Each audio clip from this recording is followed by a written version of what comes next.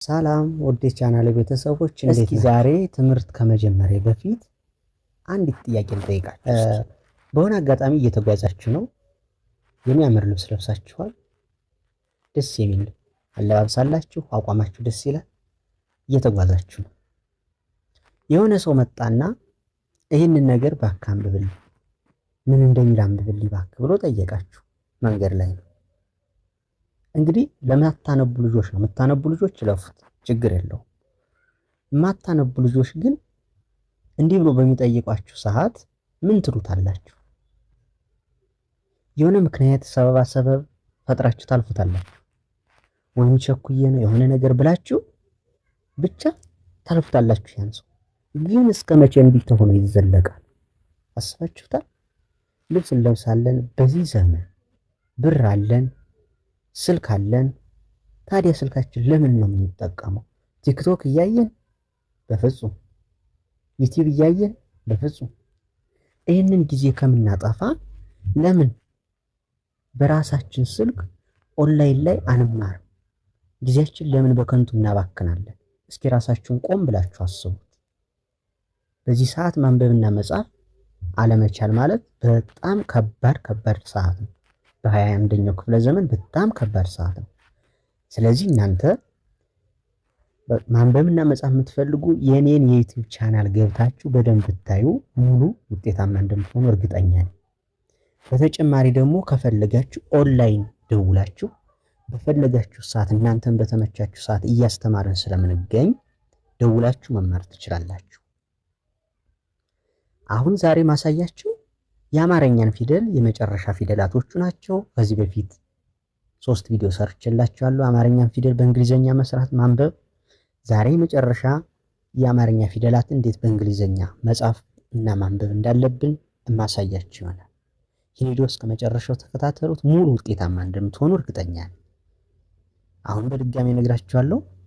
ማንበብና መጻፍ የምትፈልጉ ልጆች በየትኛውም ቦታ ያላችሁ ምንም ቦታ ሳይገድባችሁ በስልካችሁ ቁጭ ብላችሁ ቤታችሁ መማር ስለምትችሉ ደውላችሁ መማር ትችላላችሁ። እሺ፣ ይቺ የዛሬ ፊደል ማሳያችሁ ጠ ናት። ባለ 3 እግር ጠ። ጣ፣ ጡ፣ ጢ፣ ጣ፣ ጤ፣ ጥ፣ ጦ። አያችሁ? ይቺ ጠ ናት። ከዚህ ተነስተን በአማርኛ የተጻፈውን በእንግሊዘኛ እንዴት እንጣፍ ነው። ለዚህ ቲና ኢ ናቸው ጠ የምትባል። አሁን ጠ ቤትን ሙሉ ለመጣፍ መጀመሪያ ቲን ማወቅ። ቲ መጥፋት የለባትም። ለሁሉም ለጠናት ቲ ቲ ቲ እዩዋት። ሁሉም ቦታ ላይ ቲ አለች የመጀመሪያዋ።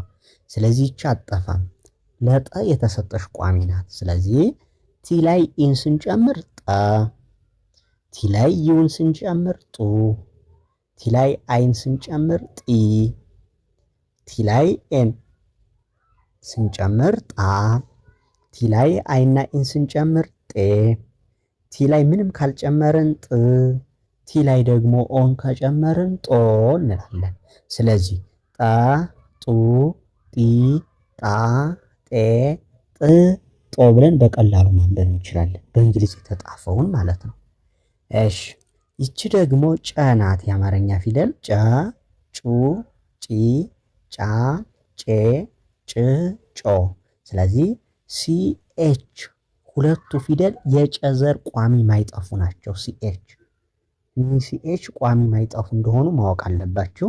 ሲኤች ላይ ኢን ስንጨምር ጨ፣ ሲኤች ላይ ዩ ስንጨምር ጩ፣ ሲኤች ላይ አይን ስንጨምር ጪ፣ ሲኤች ላይ ኤን ስንጨምር ጫ፣ ሲኤች ላይ አይና ኢን ሁለት ስንጨምር ጬ፣ ሲኤች ላይ ይቅርታ አይ በስተት ነው የገባችው፣ ግን ምንም ሳትጨመር ስትቀር ጭ እንደሆነች ያዙልኝ። በስተት ነው እቺ አይ የገባች። ሲኤች ላይ ኦን ስንጨምር ጮ ይሆናል። ጫ፣ ጩ፣ ጪ፣ ጫ፣ ጬ፣ ጭ፣ ጮ። ይቺ ደግሞ ማን ትባላለች? ጻ። ጻ ጸን ለመጻፍ ቲኤስ እንደ ጸ ይቆጠራል። ቲኤስ ለጸ ዘር በሙሉ ቲና ኤስ ባንድ ላይ ጸ ነው። ጸ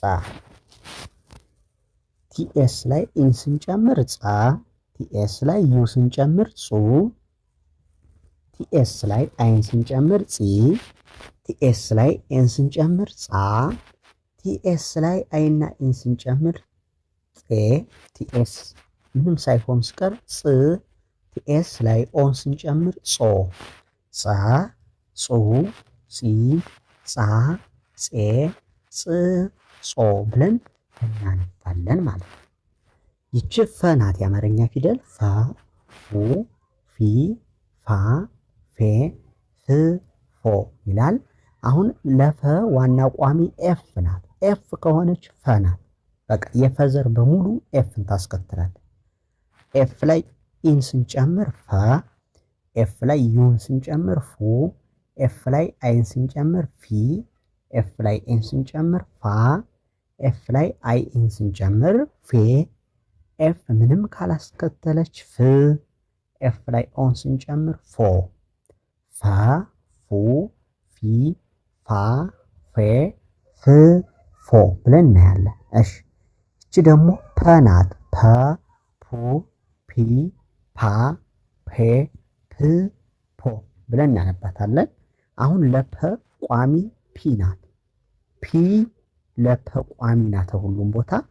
ፒ ላይ ኢን ስንጨምር ፐ፣ ፒ ላይ ዩን ስንጨምር ፑ፣ ፒ ላይ አይን ስንጨምር ፒ፣ ፒ ላይ ኤን ስንጨምር ፓ፣ ፒ ላይ አይ ኢን ስንጨምር ፔ፣ ፒ ላይ ምንም ካላስከተልን ፕ ትሆናለች።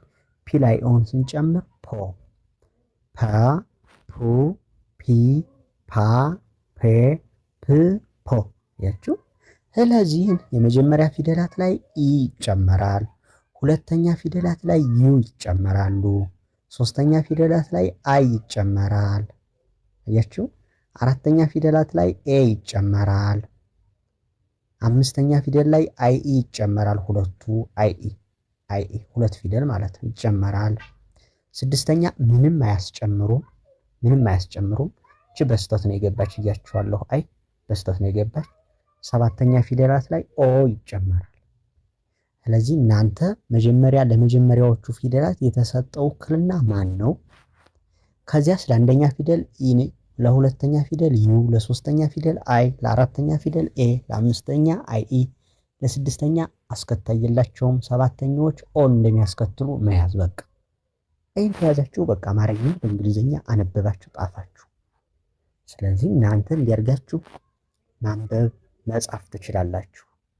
እውነት የምነግራችሁ ነገር ቢኖር ኦንላይን ደውላችሁ ብትማሩ በአጭር ሰዓት በአጭር ጊዜ ውጤታማ እንደምትሆኑ እርግጠኛ ሆኜ እነግራችኋለሁ። ብቻ የእናንተ ፍላጎትና ትኩረት ይፈልጋል። መጀመሪያ ፍላጎቱ ሊኖራችሁ ይገባል። ከዛ ላይ ደግሞ ትኩረትም ሊኖራችሁ ይገባል። ፍላጎትና ትኩረት በአንድ ላይ ሆኖ ውጤታማነት ይሰጣችኋል።